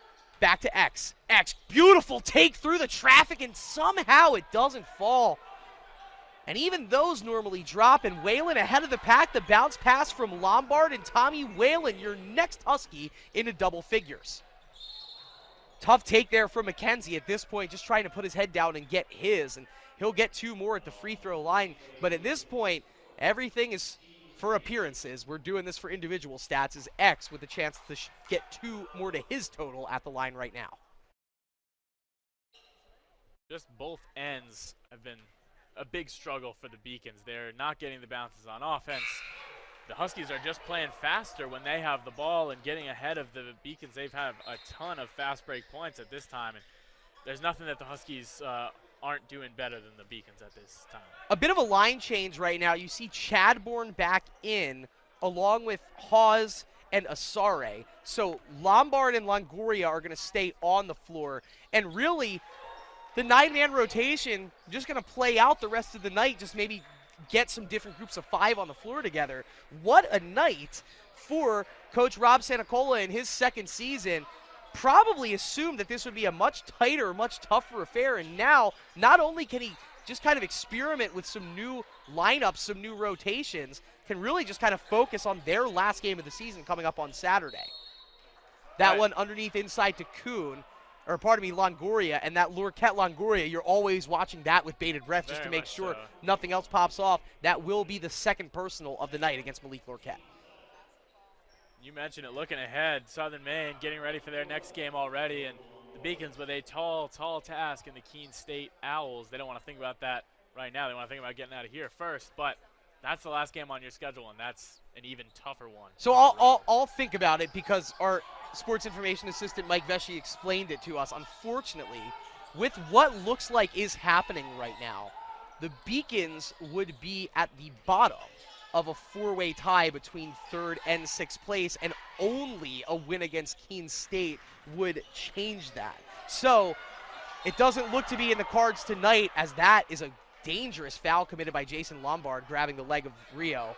Mariano, he's up, he's okay. He'll walk that one off. Obviously, you don't want to see anybody getting hurt in the final minutes of a decided game.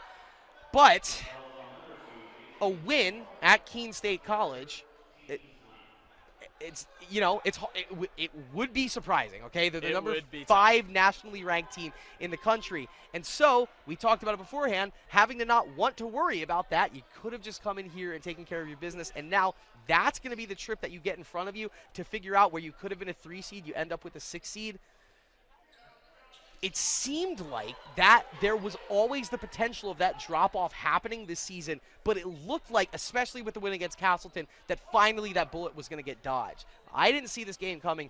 You didn't see this game coming. So let's talk a little bit now about the challenge they have in front of them in the Keene State College Owls. We know Jeff Hunter down low. We know Octavio Brito on the perimeter. But this team played very well against Keene State College. They almost beat them earlier this year. They almost beat them 2 times last year. Do you see a world where the Beacons can go up to Keene and get out of there with a W? Listen, if I set you up with that question, tell me how the Beacons can go up to Keene and come back out of there with a W. There we go. I think this is a team that is frustrated because they are playing below what they know they can. We saw them. Another driving finish for Jason Lombard. Back to you, and sorry. This game's a wash. Anything I say, is going to be accompanied by probably another Husky bucket. But this is a team that was very funny. I'm very sorry. That was very well said, Max. Yeah. This is a team that was near the top. Mezzawar for 3, misses long. Another board for Lorchetti. Gets it down low to McKenzie, and that's a microcosm of the night. How many misses can you get underneath? There is the 20th board of the night for Malik Lorquette, and there's a huge 3 from Simon Chadburn. Well, we talked about it. Everybody was going to try and get theirs for the Huskies. It looks like they are. Rio with the miss, and we'll go back the other way now. That 20 rebounds tonight, that's going to be a bright spot to talk about, but those are few and far between. Chadburn just hit from that spot. Mariano Olivier Rodriguez ratcheting up the defense. Great play there from McKenzie. And it's an offensive foul against Marcus Asari. I was going to say, if they were going to call that against Xavier McKenzie, I'm not quite sure what the point of blowing a whistle at all at this point would be, unless it would be to get players more upset with each other. Yeah. Luckily, that wasn't the call, and we have a media timeout. No need to prolong any inevitable, right?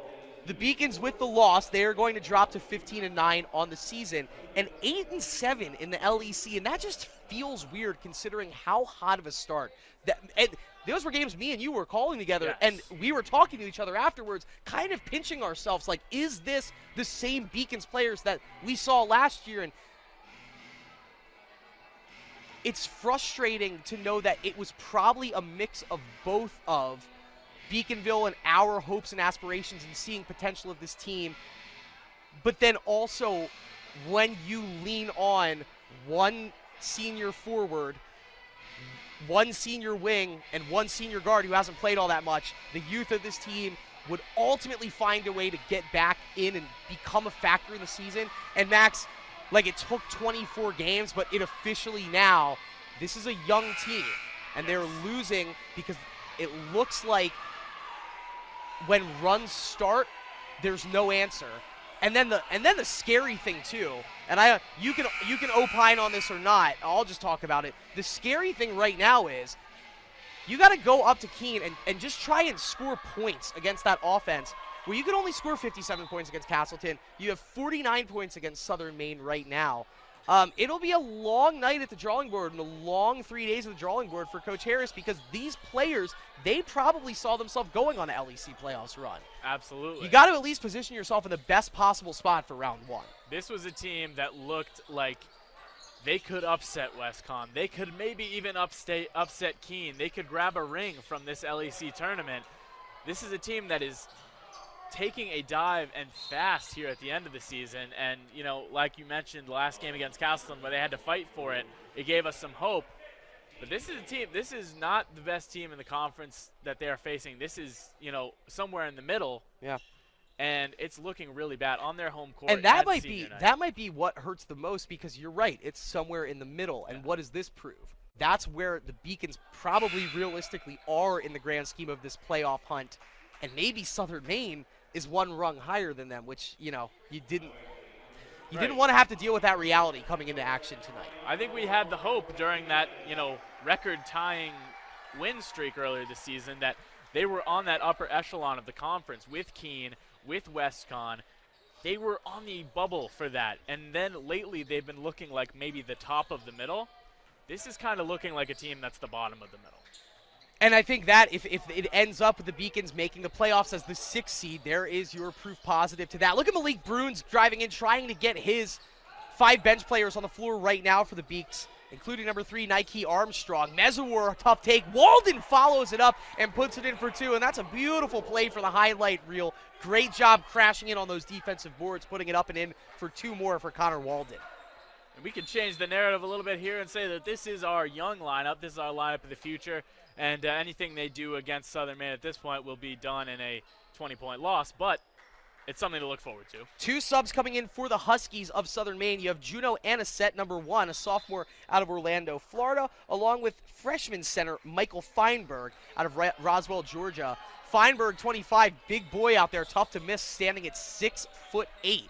He asked for it down low. Instead, Anisette goes around to Diego Colon. The freshman Colon has hit 3 threes today.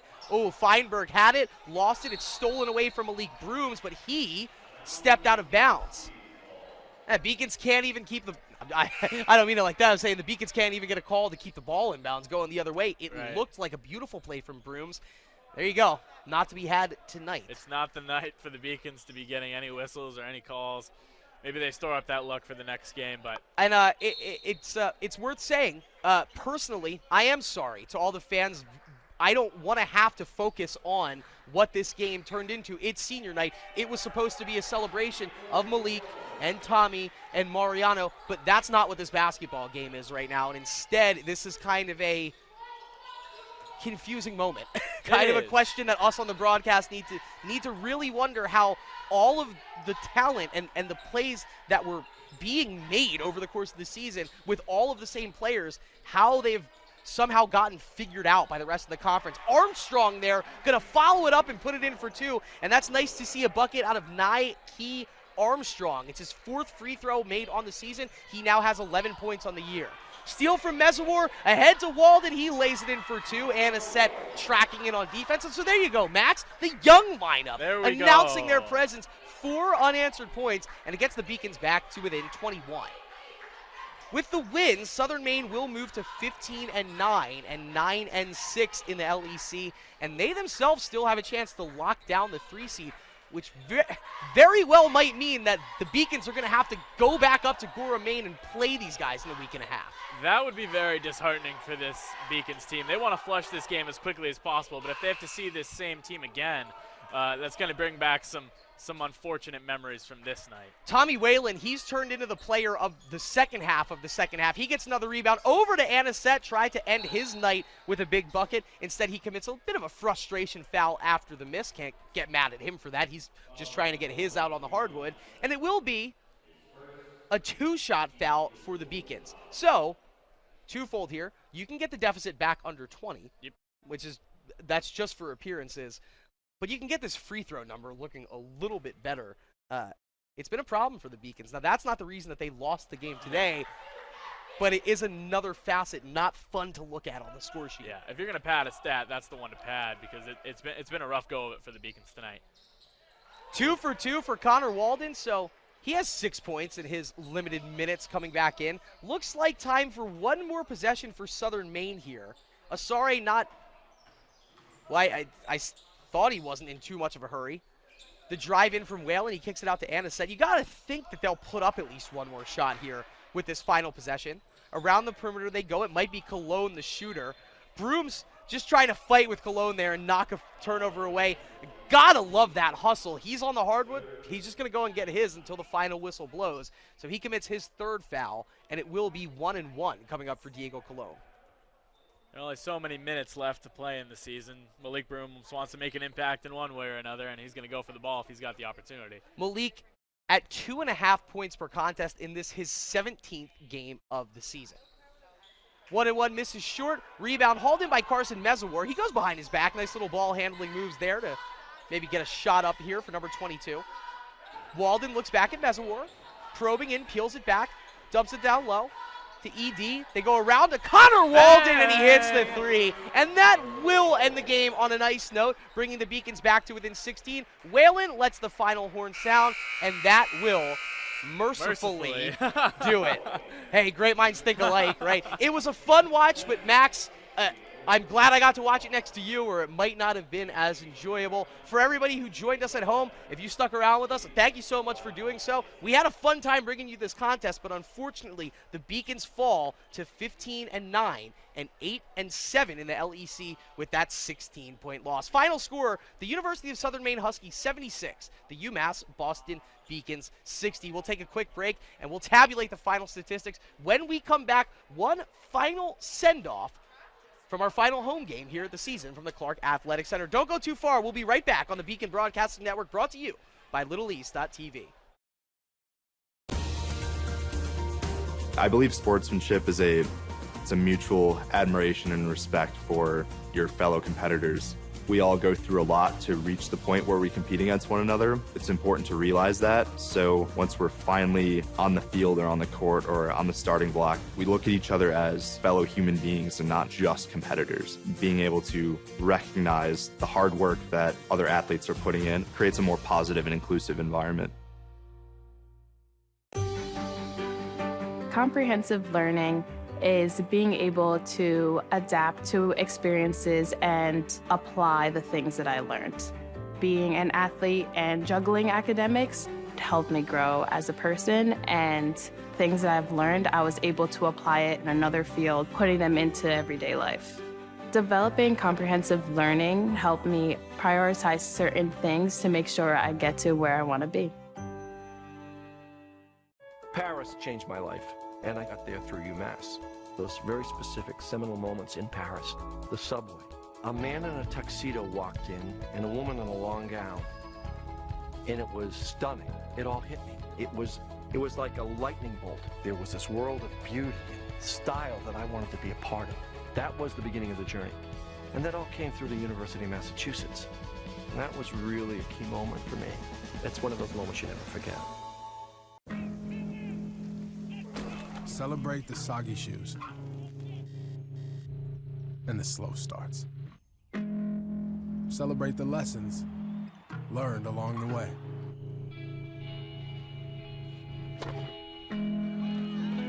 These are the wins. Not the shiny nail-biting kind. These are the last a lifetime kind.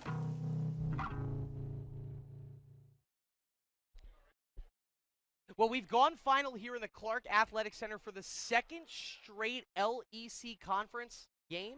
A surprising loss for the Beacons. Chris Del Sordo here with Max Clifford. And Max, the score is final. Huskies 76, Beacons 60. Two similar games for the men and women today. We're on to the men right now, and you have the statistics in front of you right here. There's a lot of different ways to summarize this game. You know, there's a million ways to skin a cat. Maybe you and I might be even thinking of two separate things. So give me your final thoughts on just what happened to the Beacons tonight. Or maybe what the Huskies did to them tonight. That's a good question, Chris. I've been wondering this all night as we watch this game progress. First of all, the Huskies could not miss tonight. I mean, you look at the numbers, 57.7 from the field, 40.9 from three-point line, 50% from the free throw line. That was, you know, bogged down a little bit by some garbage minutes, some garbage shots. When it mattered, they hit everything, absolutely everything. And the Beacons they got down at half, and they came out in the second half and just didn't quite look like they were inspired enough to be playing this game. The score was 34-23 at halftime, which in and of itself was a big surprise, especially because in the last 5 minutes of the first half, it really felt like it was becoming Southern Maine's game. But me and you in the halftime show, I think everybody kind of cautiously, reasonably expected the tide to turn. And when you watch the players out there for Southern Maine, it wasn't like Malik was getting bottled up. It wasn't like X was getting gloved handling the ball. It wasn't like Manny was getting driven off his drives. The players for Southern Maine were doing what they were supposed to and playing well. They weren't stopping the Beacons from doing anything. You had a bit of a rushed pace from the Beacons, but I don't even know, looking at that, if that's like the one lone reason the shots not falling is very upsetting, because it was a mix of good, well-created open threes, and it was a mix of easy looks, maybe not easy looks, but close looks underneath. And how the consistent aspect of a team that used to make shots all of a sudden stopping making them, which looks like that's the problem that is happening to this Beacon team. How do you fix it? I don't think you have an answer for that, and I think that's the one question that we have right now is how do you fix an offense that is sputtering and falling off this much when it looks like all of the actions that you were doing in the first part of the season to get those looks and get those back-to-back 87-plus point performances? What happened that all of a sudden those looks aren't working? Yeah, the offense is missing, and it hasn't been around for a while. They've been surviving. They've been stumbling, and this was, a prime example. This is, the something I discovered in myself is that if I have a goal, I can accomplish it. And we talked all about the next game. It's a tough one. At a Division III school, you so the Beacons will make the LEC conference playoffs, really but their hope for a home playoff game just got substantially harder. You have they travel a to family Keene with your on team Saturday that to can play guide the number you. 5 nationally ranked Keene State College Owls, who did go on to win this afternoon.